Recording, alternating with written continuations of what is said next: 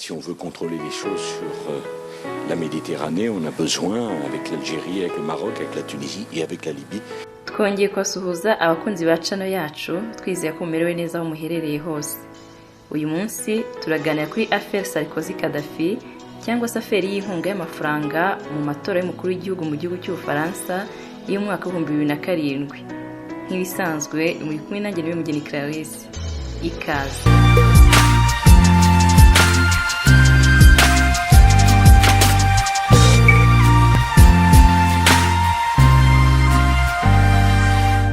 Iyi affaire yahawe izina Sarkozy Gaddafi yari ishingiye ku mubano mu bya politike n'ubukungu hagati y'ibihugu bibiri Ubufaransa na Libya.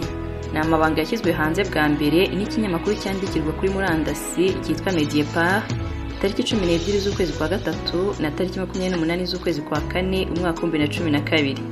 Icyo gihe nibwo bwa mbere herekanwe ku mugaragaro akayabo k'amafaranga agira kuri miliyoni 50 z'amaeuro no kubwasaga miliyari 50 z'amafaranga y'u Rwanda yatanzwe n'ubutegetsi bwa nyakwigendera Muammar Gaddafi wayoboraga Libya, ayatanze kugira ngo afashe Sarkozy wiyamamarizaga kuba perezida mu mwaka wa 2007 mu gihugu cy'Ubufaransa. Agreed to give Sarkozy's campaign $50 million. Today the editor yiyamamaza Nicolas Sarkozy yakoresheje amafaranga angana na miliyoni 20 z'amaeuro no kuvuga hafi miliyari 20 z'amafaranga y'u Rwanda. Ikindi kandi ayo yose akarakuye mu nkunga yahawe na nyakwigendera Gaddafi ndetse aza no gusagura miliyoni 30 z'amaeuro. Iyi nkunga yabanjirijwe n'amasezerano yatangiye gutegurwa mu mwaka wa 2005. Akaba yaragizwe n'umubare w'amafaranga azatangwa ndetse n'uburyo azoherezwamo mu gihugu cy'Ubufaransa. Aza gushyirwaho umukono mu mwaka wa 2006 na Brice Hortefeux wari minisitiri mu gihugu cy'Ubufaransa ari kumwe na Zaid Takieddine rwiyemezamirimo ufite ubwenegihugu bw'Ubufaransa na Libya. Uyu ni nawe wafashije Nicolas Sarkozy na bamwe mu baminisitiri b'Ubufaransa kubasha kugera kuri perezida Muammar Gaddafi wa Libya mu mwaka wa 2005. Uwari ushinzwe kuyobora icyo gikorwa cyo gukurikirana iyo nkunga y'amafaranga uko izakorwa kugira ngo igere kuri Sarkozy ni umugabo witwa Bashir Salah wari ukuriye ibiro bishinzwe umubano wa Libya n'ibindi bihugu bya Afurika, akaba ndetse n'umucungamutungo wa Gaddafi Zaid Takieddine wa rwiyemezamirimo yakomeje ko umujyanama wa hafi w'Ubufaransa ndetse no mu gihe bwateraga igihugu cya Libya. Hakimara kujya hanze aya mabanga yerekanaga uruhare rwa Bashir Salah wari umucungamutungo wa Muammar Gaddafi akiri perezida, hakaboneka n'uruhare rwe mu bikorwa byo gushyikiriza Sarkozy iya nkunga ya miliyoni 50 z'amaeuro yahise ahungava mu gihugu cya Libya mu kwezi kwa gatanu umwaka wa 2012 ahungira mu gihugu cy'Ubufaransa aho arindi umutekano kugeza ubu. Ikindi ariko akaba gishakishwa na polisi mpuzamahanga Interpol. Mu kwezi kwa gatatu umwaka wa 2014 nibwo hagiye hanze bwa mbere amajwi ya telefone y'ibiganiro Sarkozy yagiranye na avoka we Thierry Herzog. Bakaba bari babanje kwibaruzaho simukadi bakoresheje amazina y'amahimbano kugira ngo polisi itazatahura abari bo. Icyo gihe ibiganiro bagiranye kuri telefone byari byizwe n'amajwi yabo bagaragaza uburyo bashaka guha ruswa umucamanza kugira ngo adakurikirana Nicolas Sarkozy.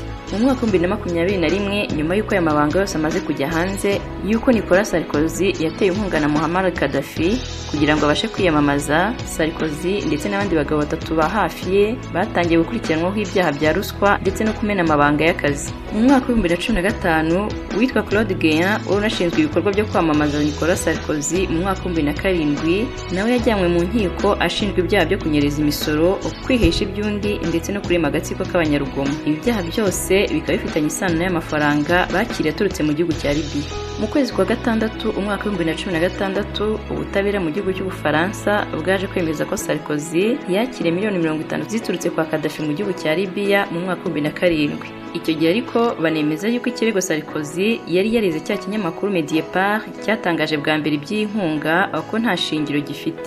Wakwibaza uti ubundi umubano wa Nicolas Sarkozy w'Ubufaransa ndetse na nyakwigendera Muammar Gaddafi wa Libya watangiye uti? Faransa cyaje kugurisha igihugu cya Libya ibisasu byo mu bwoko bwa missile anti-char ku kayabo ka miliyoni 168 z'amaeuro.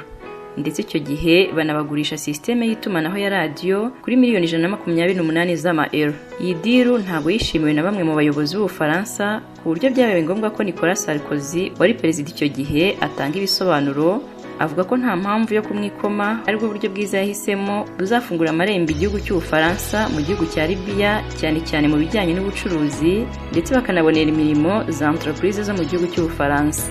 mu kwezi kwa 12 umwaka wa 2007 nibwo nyakwigendera Muammar Gaddafi wa Libya yaje kugira uruzinduko i Paris mu gihugu cy'Ubufaransa, aho yakiriwe na Perezida Nicolas Sarkozy. Uruzinduko rwaje kwamaganwa n'imiryango myinshi iharanira uburenganzira bwa muntu bashinja Gaddafi kubuhutaza. Ikindi kandi ku ruhande rwa Libya byari nk'intambwe ya mbere y'icyo gihugu kugira ngo cyongere gufungurirwa amarembo mu ruhando mpuzamahanga. Muri urwo ruzinduko kandi hemejwe amasezerano menshi y'ubufatanye hagati y'ibihugu byombi, ariko amenshi ngo ntabwo yigeze ashyirwaho umukono. Ese intambara ya Libya yatangiye ite? Mu kwezi kwa gatatu umwaka wa 2011 inyeshyamba zashakaga guhirika ubutegetsi bwa Gaddafi nibwo zatangije intambara ku ngabo za Libya. Intambara yaguyemo inyeshyamba nyinshi ku ikubitiro ku buryo byaje kuba ngombwa ko zigabanya umuvuduko bari bafite, ubundi bahungira mu mujyi wa Misrata ndetse na Benghazi. Tariki 10 z'ukwezi kwa gatatu umwaka wa 2011 Perezida Nicolas Sarkozy w'Ubufaransa yakiriye mu biro bye abari abayobozi b'inzibacyuho CNT mu gihugu cya Libya, bakaba kandi bari banakuriye inyeshyamba zo muri Libya. Ahita abana perezida wa mbere ugaragaje ko ashyigikiye izo nyeshyamba.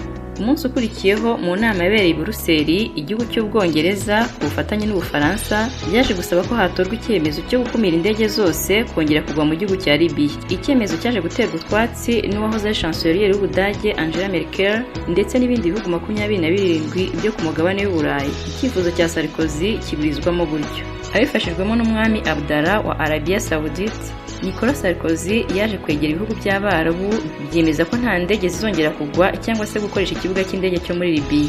Nyuma nibwo Barack Obama wayoboraga Leta Zunze Ubumwe za Amerika icyo gihe ndetse na Premier Ministre w'Ubwongereza David Cameron batangiye gufatanya n'Ubufaransa mu gushyigikira inyeshyamba zo muri Libya.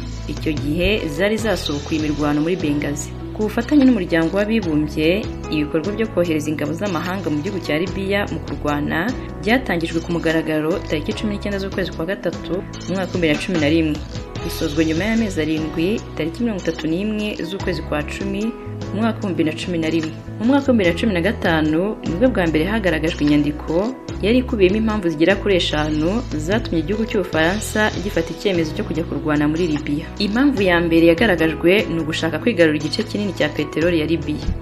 Iya kabiri ni ukureba ko Ubufaransa bwakwigarurira Afurika y'Amajyaruguru. Impamvu ya gatatu yagaragajwe ni ukwigarurira icyizere cya politike y'Ubufaransa haba hanze yabwo ndetse n'imbere mu gihugu, hanatangwa kandi akazi ku basirikare, ikindi kandi bakanigarurira ibice bitandukanye. Impamvu kandi ya kane byari nko gutanga igisubizo ku bajyanama ba Perezida Nicolas Sarkozy bari bahangayikishijwe n'umugambi Gaddafi yari afite w'igihe kirekire wo kuzigarura ibice bitandukanye byari biyobowe n'igihugu cy'Ubufaransa. Impamvu ya gatanu yagaragajwe byari gukumira umugambi wa Gaddafi wo kugira Afurika nk'igihugu kimwe igatahiriza umugozi umwe, urugero nko gukoresha ifaranga rimwe n'ibindi. Tariki 20 z'ukwezi kwa 10 umwaka wa 2011 nibwo nyakwigendera Muammar Gaddafi yishwe. Urupfu rwe rwakirwa neza na benshi mu bihugu byarwanyaga ubutegetsi bwe. Gusa ariko nanone imigendekere y'urupfu rwe ntabwo yigeze ivugwaho rumwe, ku buryo byabaye ngombwa ko uwitwa Mustafa Abdel Jalil wari ukuriye icyo gihe guverinoma y'inzibacyuho CNT atangaza ko hazakorwa iperereza, cyane ko bashinjaga ko yishwe n'Umufaransa wari watumwe n'igihugu cye.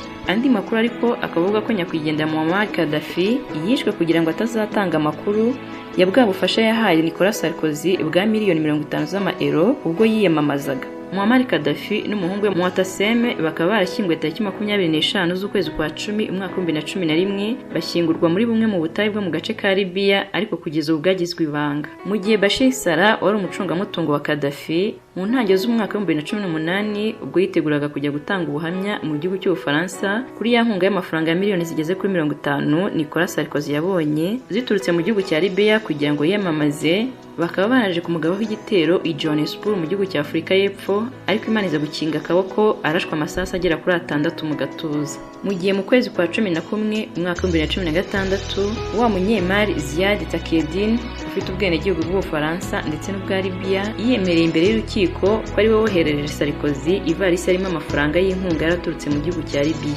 Undi mugabo witwa Shukri Ghanem, uyu akaba yarahoze ari minisitiri ku bwa Gaddafi ashinzwe ubucuruzi bwa peteroli, yaje kwiyomeka ku nyeshyamba nyuma ariko nanone azagungira mu gihugu cya Autriche. Ikinyamakuru Mediapart cyanatangaje amabanga yose, kikaba cyaratangaje ko uyu mugabo wari mu buhungiro yaje gusanga iwe mu rugo yapfuye, bikaba bikekwa ko yazize uburwayi bw'umutima. Reka tubashimire abakunzi mwese b'ibiganiro byacu, nk'ibisanzwe naho utaha mwari kumwe nanjye niwe Mugeni Clarisse.